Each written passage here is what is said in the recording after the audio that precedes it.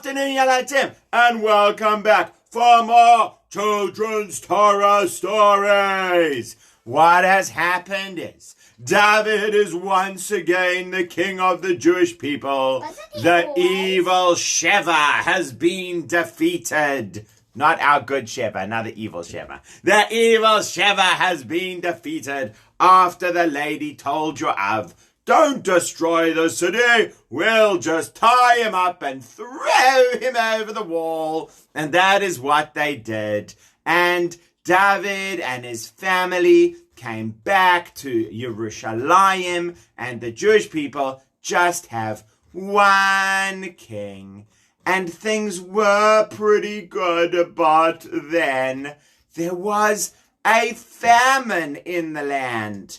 Do you know what a famine is, Yeladim? Yes, where there's no food. Exactly, where there's no food. Well, famines can come from different reasons.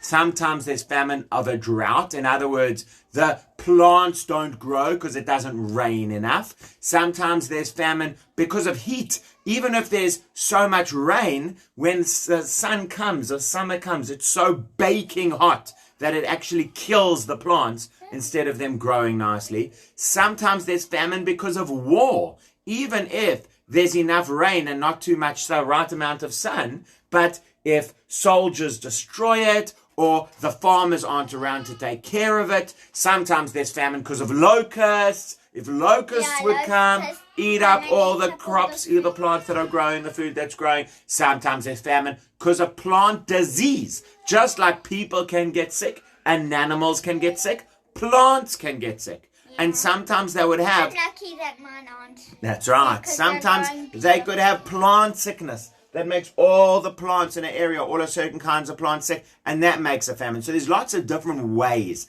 that a famine could come. But isn't there always more than one farm? There is, but imagine if, like for example in Ireland, have you guys heard of Ireland? Ireland is where they speak like this. This is how they speak in Ireland. Well, in Ireland, one of their favorite things to grow is potatoes. Do you eat potatoes, Yeladin? Yeah! Potatoes are very popular in Ireland. And in fact, they once had a potato blight. They had a sickness that made all the potatoes sick across the whole of Ireland. And since almost all the farmers in Ireland grew potatoes, that means that the whole country was in terrible trouble because they didn't have enough potatoes. There was a terrible famine because of the potato blight. So that's the kind of thing that can happen. And there's another country. It's a country in the West Indies, man, where they grow a lot of bananas. You all know what bananas is, right? Yeah. And those bananas all got banana sickness. The banana trees all died. And then they didn't have any more things to sell on the island because they were so dependent on bananas. So that's the kind of thing that can happen with crops if people are all growing the same kind of thing. That's why it's a good idea to have diversification where you grow different stuff. But that's a different story. Back to the story. Diversification, so you grow different crops. Back to the story of David. There was a famine in the land of Israel. But this famine was not just for 1 year. That would be bad enough. But at least if there's a famine for 1 year, you normally saved some from the year before. The second year came around, still a famine. No more food. By now, tummies were starting to rumble. People were getting very hungry. They were going out to pick mushrooms or berries or find what they could, but they weren't growing enough food. Guess what happened next, Yelatim? Famine for a third year. 3 years in a row. Still no food. Nothing for the Jewish people to eat. Why didn't they eat animals? Well, they probably did. But after 3 years, even if you decide that you're going to be eating your animals, that's going to be that's not going to be enough. And the animals also don't have enough food to eat because you're growing food also to feed the animals. And that's also not going to help. So the Jewish people were in terrible trouble. David went... Or David buy food from other countries? They probably did until they run out. Well, they probably did. It's a good point. They probably did buy food from other countries until eventually they were running out of money. Maybe countries nearby had a famine as well. I don't know. But you can't just keep buying and buying if you're not growing enough food yourself.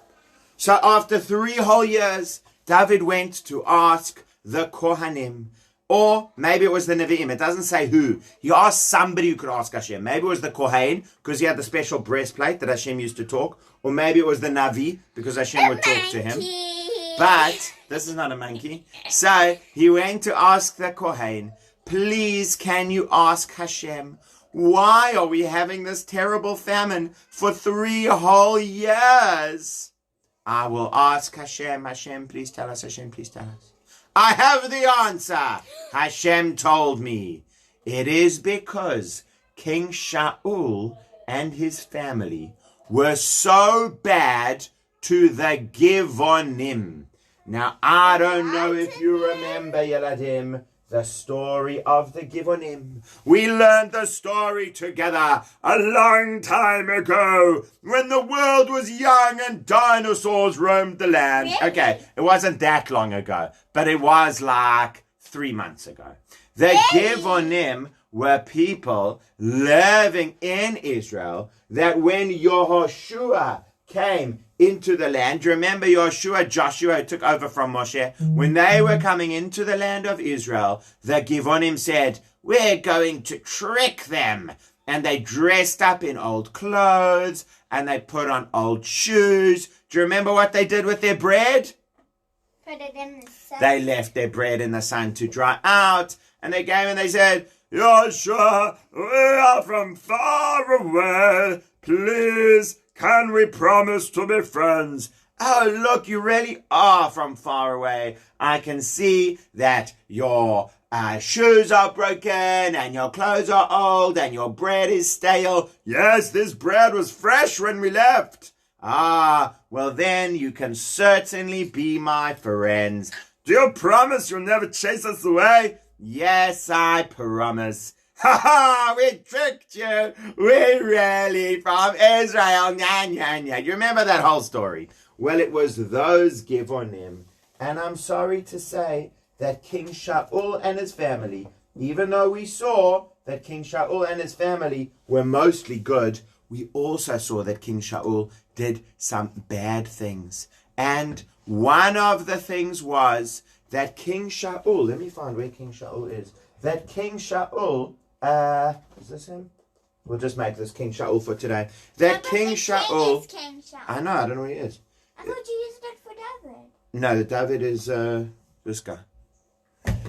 We'll make this King Shaul. We've really been using him as a Yonatan, but it's all the same family. So King Shaul had once said to the Givonim, Givonim, I'm putting you in jail. Why? What did we do wrong? Because I don't like you, so I'm putting you in jail. Rah, bunk.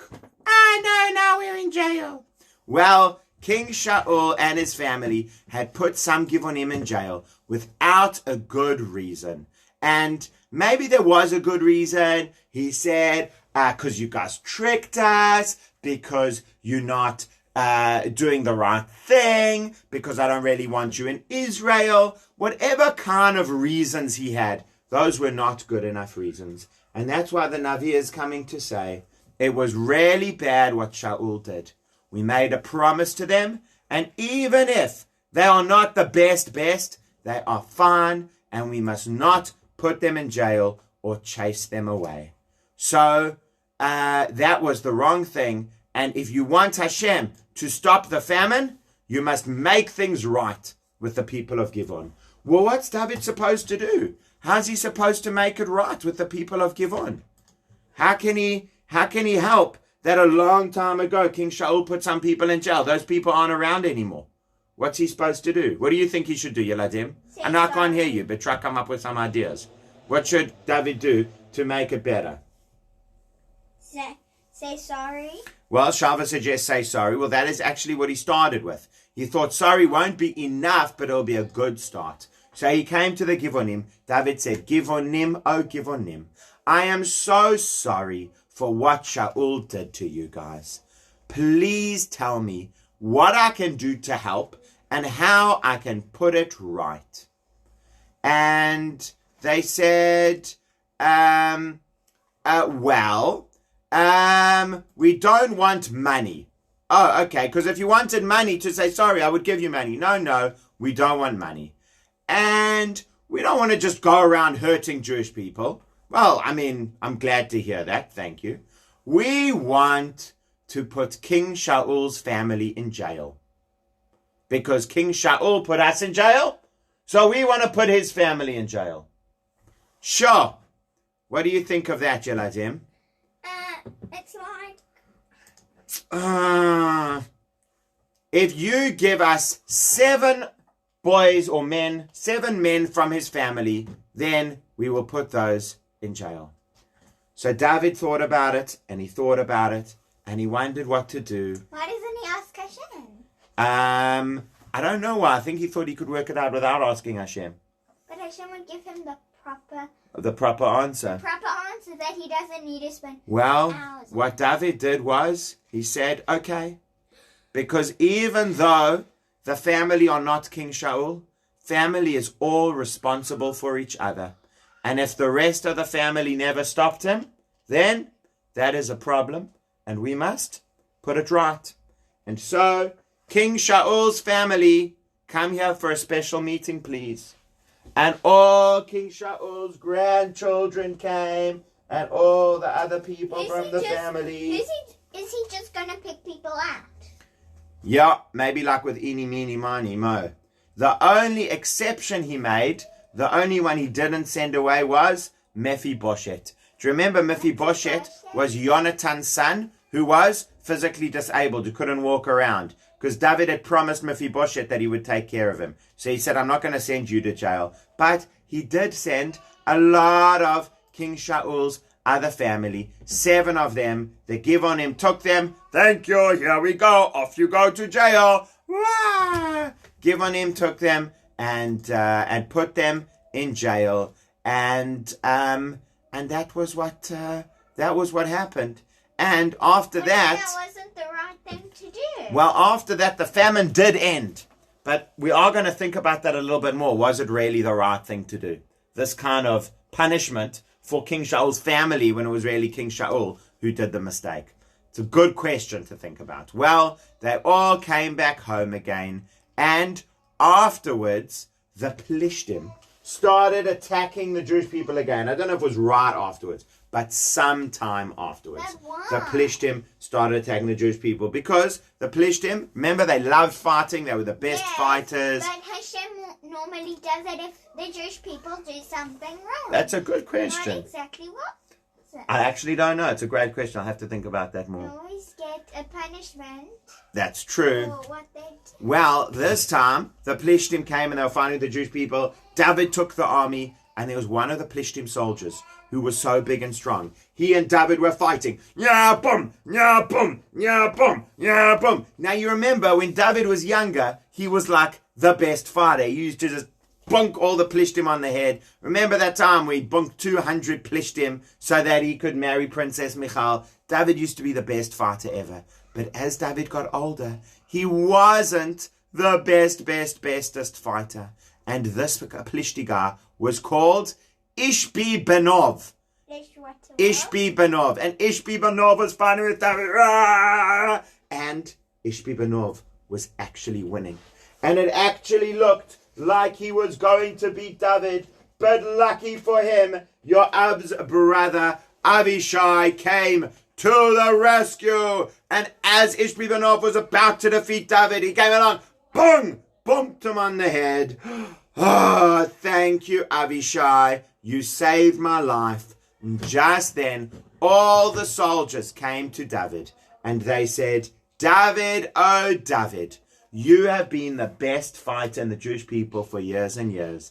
But now you can't do it anymore. You are getting older. You are the king. You are too valuable to go and fight in the wars. It is time for you to retire as a fighter. You can carry on as the king, but you can't be the fighter anymore. Time to stay in the palace. Don't come out with the army. Okay, I guess that is true. It is for his safety, but he did used to be the best fighter in the whole Jewish people. He loved it. And now, I don't know if he really loved it, but he was certainly very, very good at it. And now we are actually getting into the last part of David's life. David is already older.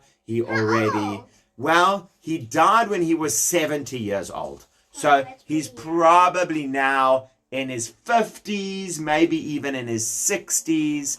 But we're coming to the last part of his life where he's going to sing a special song of thank you to Hashem, and we're going to work out who is going to be the king after him. But we're also going to have a very interesting story about counting the Jewish people. Tell me, Yeladim, are we allowed to count Jewish people?